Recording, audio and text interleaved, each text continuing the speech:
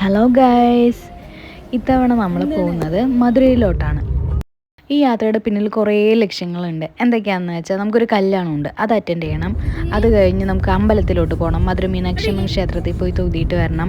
പിന്നെ അവിടുത്തെ മധുരയിലുള്ള കുറച്ച് ഫുഡ് ഐറ്റംസ് നോക്കി വെച്ചിട്ടുണ്ട്, അതൊക്കെ ഒന്ന് ട്രൈ ചെയ്യണം. ഇതൊക്കെ മനസ്സിൽ വിചാരിച്ചുകൊണ്ടാണ് യാത്ര സ്റ്റാർട്ട് ചെയ്തിട്ടുള്ളത്. കണ്ടോ, തമിഴ്നാട്ടിൽ പെട്രോളിന് വില 101 രൂപയാണ്. കേരളത്തിൽ 106, 107, 108ഒക്കെയാണ് ഓരോ ജില്ലയിൽ.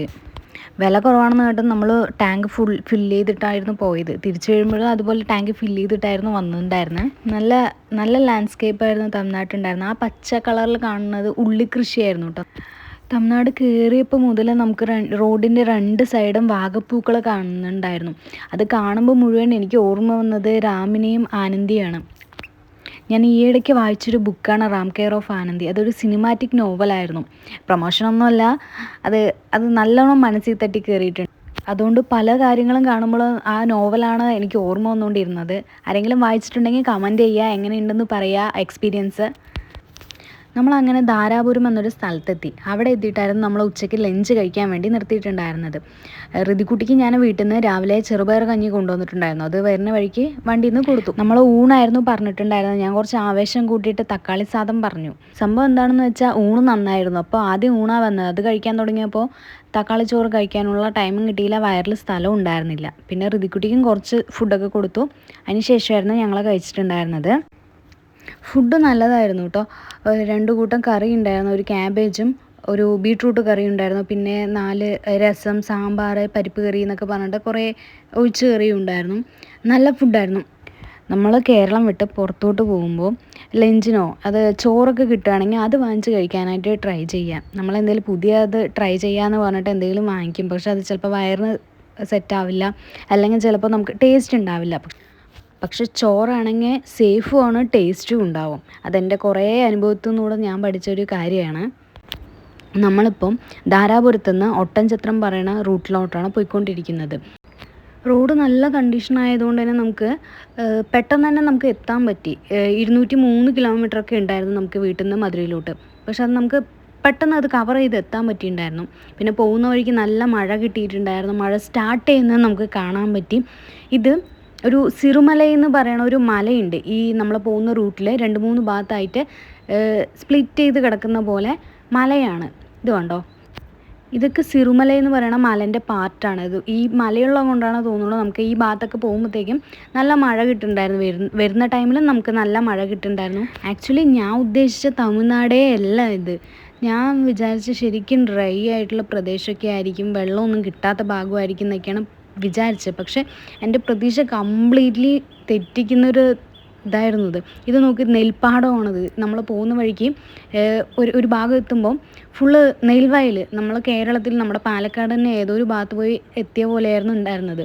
പിന്നെയും പോയിക്കൊണ്ടിരുന്നപ്പോഴും മലയും മഴയും അതുപോലെ കൃഷിയൊക്കെ ആയിരുന്നു കണ്ടുകൊണ്ടിരുന്നത്. പക്ഷേ ഈ മലയൊക്കെ ചിലപ്പോൾ വെസ്റ്റേൺ ഗഡിൻ്റെ ഭാഗമായിരിക്കും. വെസ്റ്റേൺ ഗഡിൻ്റെ ലൈനിലുള്ള ഓരോരോ മലകളായിരിക്കും ഇതെല്ലാതും. അതുകൊണ്ടാണ് ഇവിടെയൊക്കെ മഴയും കിട്ടുന്നത്. അങ്ങനെ നമ്മൾ കുറേ ദൂരം യാത്ര ചെയ്തിട്ട് നമ്മുടെ സ്റ്റേയിൻ്റെ അവിടെ എത്തി. ഈ ആൻറ്റിയാണ് ഈ സ്റ്റേ കണ്ടക്ട് ചെയ്യുന്ന ആൾ. നമ്മളെ വെൽക്കം ചെയ്ത് കൊണ്ടുപോകാൻ വേണ്ടി വെയിറ്റ് ചെയ്ത് നിൽക്കുമായിരുന്നു അവർ. നമ്മൾ ഫാമിലിയോടുകൂടിയാണ് പോയിട്ടുണ്ടായിരുന്നത്. അപ്പോൾ നമ്മൾ എയർബിഎൻബിയിലാണ് ഒരു വീട് ബുക്ക് ചെയ്തിട്ടുണ്ടായിരുന്നത്. അത് വീട് കം ഒരു റിസർച്ച് സെൻറ്ററും കൂടിയായിരുന്നു. ഇതിൻ്റെ കെയർ ടേക്കറും ഇവിടെ തന്നെയാണ് താമസിക്കുന്നത്. ഗ്രൗണ്ട് ഫ്ലോറാണ് അവർ താമസിക്കുന്നത്. പിന്നെ നമുക്ക് ഇവിടെ നിന്ന് അമ്പലം അടുത്താണ്, അതുപോലെ തന്നെ മണ്ഡപവും അടുത്താണ്. അതുകൊണ്ടാണ് നമ്മൾ ഈ ഒരു ലൊക്കേഷൻ ചൂസ് ചെയ്തത്. ഇതാണ് ഞങ്ങളുടെ എയർബിഎൻബിയിലെ റൂം. ആക്ച്വലി ഒരു കേരള ഫീൽ ഞങ്ങൾക്ക് കിട്ടുന്നുണ്ട് ഇവിടെ നിന്ന്. Sony, what is your feel? അങ്ങനെ നമുക്ക് തമിഴ്നാട്, ഞാൻ വിചാരിച്ച തമിഴ്നാട് കുറച്ച് ഡ്രൈ ഏരിയ ഒക്കെ ആയിരിക്കും എന്നാണ് വിചാരിച്ചത്. പക്ഷെ ഇവിടെ അങ്ങനെയല്ല. നല്ല ഡ്രൈ ഏരിയൻ്റെ ഉള്ളിൽ ഒരു ചെറിയ പച്ചപ്പ്, മരുഭൂമിൻ്റെ ഇടയിൽ മരുപ്പച്ചി ഉണ്ടാവില്ലേ, അതുപോലൊരു ചെറിയൊരു നമുക്ക് ഹോം ടൂർ ചെയ്യുന്ന പോലെ നമ്മുടെ റൂം ടൂർ ചെയ്യാം. ഇവിടെ ഫ്രണ്ടിൽ കുറേ പ്ലാന്റ്സ് ഒക്കെ ഉണ്ട്. ഇത് ഏതാ ഫ്രൂട്ട്സ് എന്ന് അറിയണമെങ്കിൽ ഒന്ന് കമന്റ് ചെയ്യണം. ഇതുണ്ടോ, മറ്റേ ഇവര് പറഞ്ഞത്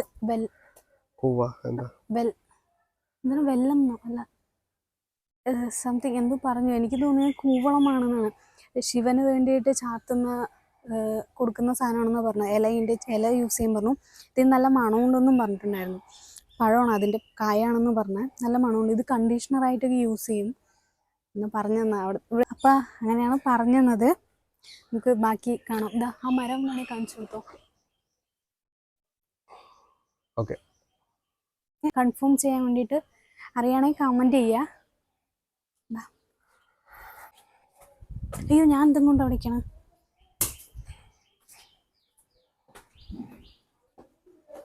ഇവിടെ ഒരു റിസർച്ച് സെൻ്ററാണ്.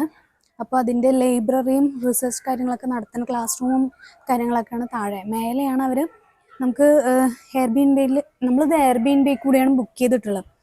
ബാക്കി റൂം കാണാം നമുക്ക്. അപ്പോൾ അങ്ങനെ താഴെ റിസർച്ച് സെൻ്ററും മുകളിൽ റൂമുമാണ്. കട്ട് ചെയ്യണോ സുജിതൊക്ക?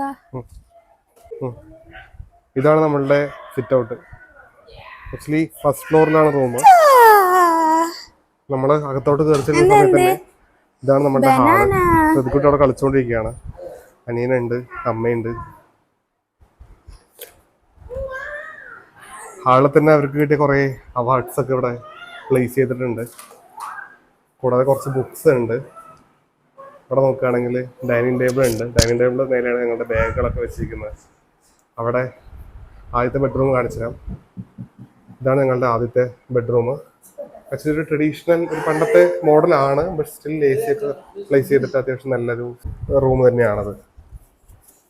അവിടെ തലപ്പാവ് ഉണ്ട്.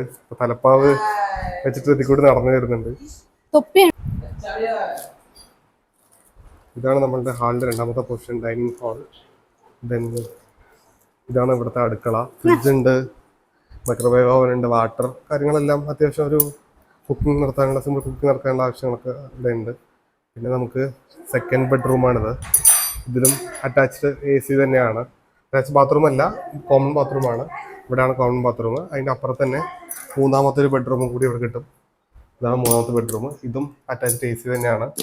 10ക്ക് 10, 10 ഫീറ്റ് 10 ഫീറ്റ് ആ ഒരു എ സി തന്നെയാണ്, സോറി റൂം തന്നെയാണ്.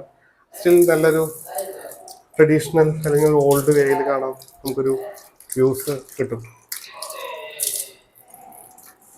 ഓവറോൾ നോക്കുകയാണെങ്കിൽ ഒരു നല്ലൊരു പ്രോപ്പർട്ടി തന്നെയാണ്. നമുക്കൊരു പഴഞ്ചൻ ലുക്കിൽ നല്ലൊരു പ്രോപ്പർട്ടിയിൽ താമസിക്കാൻ പറ്റുന്ന ഒരു ഏരിയ കൂടിയാണിത്. നല്ല പഴയ വീടാണ്. അപ്പോൾ ഫ്ലോറൊന്നും ടൈൽ ചെയ്തിട്ടില്ല. പക്ഷെ പഴയ ടൈപ്പിൽ നമ്മൾ എന്താണ് തേച്ചിട്ട് അതിൽ പെയിൻ്റ് അടിച്ചിട്ടില്ലേ, ആ ഒരു ഇതിലാണുള്ളത്. പക്ഷെ നന്നായിട്ടുണ്ട്, കാണാനൊക്കെ നന്നായിട്ടുണ്ട്. ഇത് നോക്ക്, മറവ് ഡ്രസ്സൊക്കെ മാറ്റാൻ അറിയില്ല, മറവാണ് അറിയില്ല.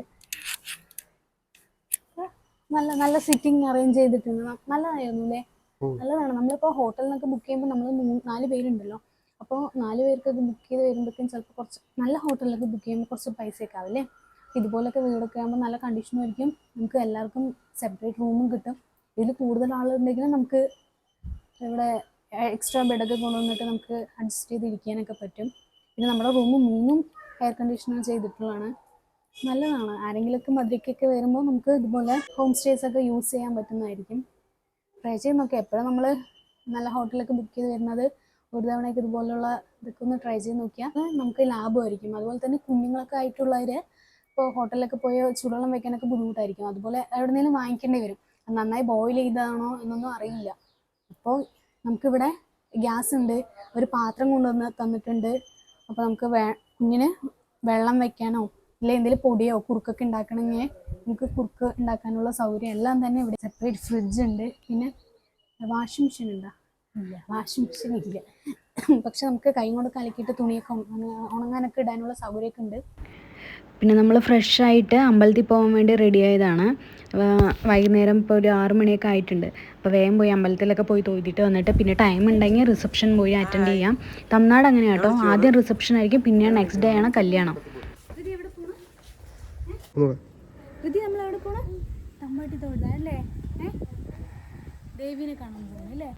നമ്മളങ്ങനെ അമ്പലത്തിലോട്ട് എത്തി.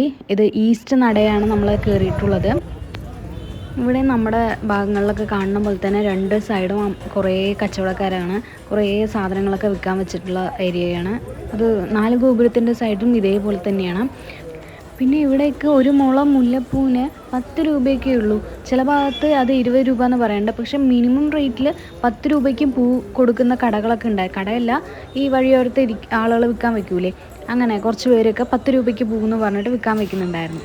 ഇത് കണ്ടോ, താമരപ്പൂവിലൊക്കെ മാല കോർത്ത് വെച്ചിരിക്കുന്നത്. നമ്മൾ കയറിപ്പോകുന്ന ഭാഗത്ത് തന്നെ ഒരു ക്ലോക്ക് റൂം ഉണ്ട്. ആ ക്ലോക്ക് റൂമിൽ നമ്മുടെ ഫോണും ബാഗും, വലിയ ബാഗ്, കുട, അങ്ങനത്തെ സാധനങ്ങളൊക്കെ ഉണ്ടെങ്കിൽ അവിടെ സൂക്ഷിച്ച് വെക്കാൻ കൊടുത്തിട്ട് വേണം നമ്മൾ അകത്തോട്ട് കയറാൻ. ചെറിയ ഹാൻഡ് ബാഗൊക്കെ നമുക്ക് കൊണ്ടുപോകാൻ പറ്റും. ചെറിയ ബോട്ടിൽ, കുട്ടികളുണ്ടെങ്കിൽ കുട്ടികളുടെ ബോട്ടിൽ, നമുക്ക് എന്തെങ്കിലും ചെറിയ ഫുഡ് ഐറ്റംസൊക്കെ നമുക്ക് കൊണ്ടുപോകാനായിട്ട് പറ്റും.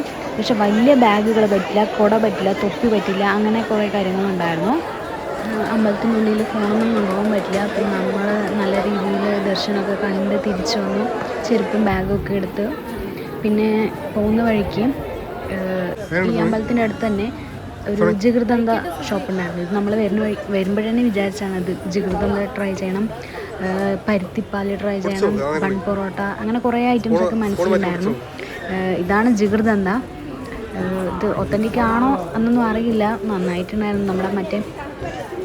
നമ്മുടെ പാലട പായസം തണുപ്പിച്ച എങ്ങനെയുണ്ടാവും ആ ഒരു ടേസ്റ്റായിരുന്നു അതിലുണ്ടായിരുന്നത്. നല്ലതായിരുന്നു. തണുപ്പിച്ച പാലട പായസത്തിൻ്റെ ടേസ്റ്റായിരുന്നു അതിനുണ്ടായിരുന്നു. പിന്നെ ഇത് തെങ്ങിൻ്റെ കൂമ്പായിരുന്നു. ഇത് കുറേ കാലമായി കണ്ടിട്ട്, പണ്ട് എപ്പോഴോ തെങ്ങൊക്കെ വെട്ടിയപ്പോൾ കഴിച്ചതായിരുന്നു. ടേസ്റ്റ് പോലും എനിക്ക് ഓർമ്മയില്ല, അപ്പോൾ കണ്ടപ്പോൾ വാങ്ങിക്കാൻ തോന്നി. പിന്നെ നമ്മൾ പോയത് ഇത് ഫേമസ് ബൺ പൊറോട്ട. ഇതെന്ന് പറയുന്നത് റോഡ് സൈഡിലുള്ളൊരു കടയാണ്. റോഡ് സൈഡിൽ ഒരു ഫുട്പാത്ത് പോലൊരു ഒരു ഏരിയ. അവിടെ കുറേ ചെയർസൊക്കെ വെച്ചിട്ടുള്ളൊരു കടയാണ്. പക്ഷെ നല്ല തിരക്കാണ്. നമുക്ക് അവിടെ പോയി ഇരുന്ന് കഴിക്കാനുള്ള ഒരു സൗകര്യം അവിടെ ഉണ്ടെന്ന് തോന്നിയില്ല. അപ്പോൾ നമ്മൾ പാർസൽ വാങ്ങിച്ചിട്ട് വീട്ടിൽ പോയി കഴിക്കാമെന്ന് വെച്ചു. ഹൃദയം സിനിമ കണ്ടതിന് ശേഷമാണ് ബൺ പൊറോട്ട ഫേമസ് ആയത്. മധുരയിൽ തന്നെ ഏറ്റവും ഫേമസ് ആയിട്ടുള്ള നല്ല തിരക്കുള്ളൊരു ഷോപ്പാണിത്. നമ്മളിവിടുന്ന് ബൺ പൊറോട്ട, ചിക്കൻ കറി ദോശ, പിന്നെ മട്ടൻ ലിവർ, പിന്നെ ചിക്കൻ ചുക്ക എന്ന് പറഞ്ഞൊരു സാധനം, ഇതൊക്കെയായിരുന്നു വാങ്ങിച്ചിട്ടുണ്ടായിരുന്നത്. എന്ത് ഫാസ്റ്റായിട്ടാണ് അറിയുമോ ഇവർ ഓരോ കാര്യങ്ങളും ചെയ്തുകൊണ്ടിരിക്കുന്നത്. ഒരാൾ പൊറോട്ട ഉണ്ടാക്കും, അടുത്ത ആൾ കറി ഉണ്ടാക്കും, ഒരാൾ അവിടെ പരത്തിക്കൊണ്ടിരിക്കുന്നുണ്ടാവും. ഇത് കണ്ടോ, ഇത്രയും പൊറോട്ട അവിടെ ഉണ്ടായിക്കൊണ്ടിരിക്കുന്നത് പെട്ടെന്ന് തന്നെ തീർന്നുകൊണ്ടിരിക്കും. അത്രയും ആളുകളാണ് അവിടെ വന്നുകൊണ്ടിരിക്കുന്നത്. പിന്നെ ഉണ്ടല്ലോ, ഈ പൊറോട്ട ഉണ്ടല്ലോ, ചെറിയ സൈസ് പൊറോട്ടയാണ്, അതിനെ എണ്ണയിലിട്ട് മുരിച്ചെടുക്കുന്നുണ്ടാവും. അത് നമ്മുടെ ഇവിടെ പോലെയുള്ള പൊറോട്ടയല്ല, നല്ല സോഫ്റ്റാണ്, ക്രിസ്പി ആയിട്ടുണ്ടാവും.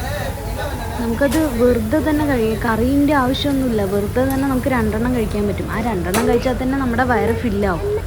മധുരയ്ക്കൊക്കെ വരുന്നവർ ഒരു തവണയെങ്കിലും ഇവിടെ ഒന്ന് പോയി ട്രൈ ചെയ്ത് നോക്കുക. വേറെ ഇത് വാങ്ങിച്ചില്ലെങ്കിൽ ബൺ പൊറോട്ടയെന്ന് വാങ്ങിച്ച് നോക്കാം. നമ്മുടെ നാട്ടിലും ബൺ പൊറോട്ട ഇവിടെ ഇപ്പോൾ പല കടകളിലും കിട്ടാറുണ്ട്. പക്ഷെ നമ്മൾ അതിൻ്റെ തനതായ ഒരു ഭാഗത്ത് പോയി കഴിക്കുന്നതിൻ്റെ ടേസ്റ്റോ ഫീലൊന്നും നമ്മുടെ ഇവിടെ കഴിച്ചാൽ കിട്ടില്ല. ഋതുക്കുട്ടിക്ക് നല്ല ഉറക്കം വന്നിട്ടുണ്ടായിരുന്നു. അപ്പോൾ അവൾ അതിൻ്റെ കരച്ചിലൊക്കെ ആയിരുന്നു. അപ്പോഴേ പറഞ്ഞില്ലേ, അതേപോലെ തന്നെയാണ്, നല്ല ക്രിസ്പിയാണ്. എനിക്ക് അതിൻ്റെ കറിയൊന്നും വേണമെന്നേ ഉണ്ടായിരുന്നില്ല.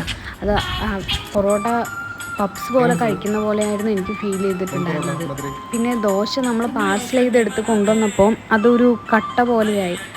അതുകൊണ്ട് തന്നെയായിരിക്കും, ചൂടും പോയതുകൊണ്ട് അത് അത്ര ടേസ്റ്റൊന്നും ഉണ്ടായിരുന്നില്ല. പക്ഷേ പൊറോട്ട നല്ലതായിരുന്നു. ദോശ നല്ല റിച്ചായിരുന്നു. ഈ ഒരു ദോശയ്ക്ക് 200 രൂപയായിരുന്നു അവർ ചാർജ് ചെയ്തിട്ടുണ്ടായിരുന്നു. കുറേ ചിക്കൻ ഇട്ടിട്ടുണ്ട്, പിന്നെ മുട്ടയൊക്കെ ഒഴിച്ചിട്ടുണ്ടെന്ന് തോന്നുന്നു. പക്ഷേ മേ ബി ചിലപ്പോൾ അവിടെ നിന്ന് നമ്മൾ സ്പോട്ടിൽ കഴിക്കുമ്പോൾ നന്നായിട്ടുണ്ടാവും. ഇത് നമ്മൾ പാർസൽ ചെയ്ത് കൊണ്ടുവന്നതുകൊണ്ടാണ് തോന്നുന്നു നന്നായിട്ടുണ്ടായിരുന്നില്ല. അപ്പോൾ ഇന്നത്തെ വീഡിയോ ഇത്രയേ ഉള്ളൂ. ബാക്കി കല്യാണ വിശേഷങ്ങളൊക്കെ നമുക്ക് നാളെ കാണാം.